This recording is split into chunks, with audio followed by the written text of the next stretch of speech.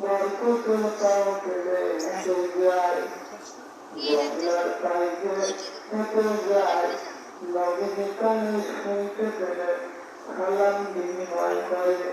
নবীজি বলেন, কেউ সালাম বিনিময় করে, কোন মানুষ তো দেখা যায় না। নবী আমাদের বিপরীত তাকাইতে লাগলেন, কোন মানুষ দেখতে পেলেন না। ক্ষুদ্র প্রধান নামাজি গুলো নদীর প্রতি সালাম বিনিময় করতে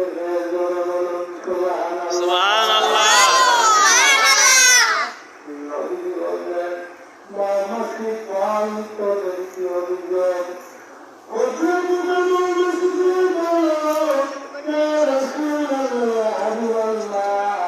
আপনার সামনে চেহারাটা দেখার জন্য আমরা বলে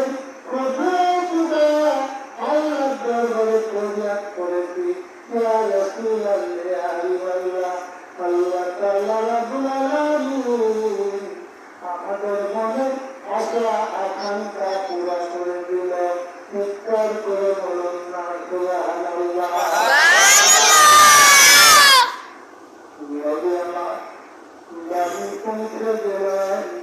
আম্মা জান আয়েশা সিদ্দিকা রাদিয়াল্লাহু তাআলা আনহাকে বললেন, আয়েশা রে, আয়েশা আমি বড় ক্লান্ত, আমার জন্য একটু বিশ্রামের ব্যবস্থা করো।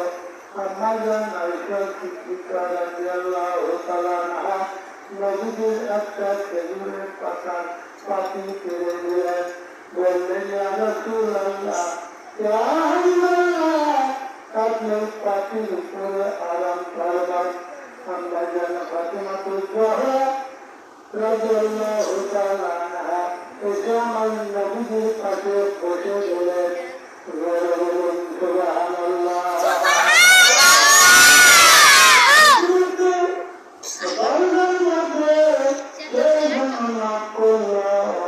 রাসূল আমার বললেন, ও মা ফাতিমারে যাও রে মা, ঘরের দরজাটা খুলে দাও, আমার আল্লাহ তাআলার মেহমান আমি রাসূলের বাড়ি এসেছে।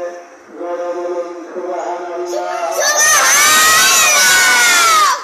নবীজি বললেন, মা ফাতিমা তুমি দ্রুত যাও, আল্লাহ তাআলার মেহমান আমি রাসূলের বাড়ি এসেছে।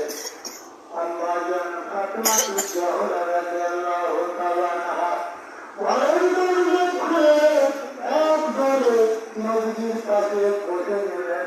আম্মা জান ফাতিমাতুজ জোহরা হাতটাই করে কাঁদতে লাগলো। নবীজি বললেন, ও মা ফাতিমা রে, তুমি কি ভয় পেয়েছো মা? আম্মা জান ফাতিমাতুজ জোহরা বললেন, না যাই, এত বড় ভয়ঙ্কর চেহারা, এত বড় ভয়ঙ্কর মানুষ এই দুনিয়ার জিন্দেগিতে আমি কোনদিন দেখি নাই।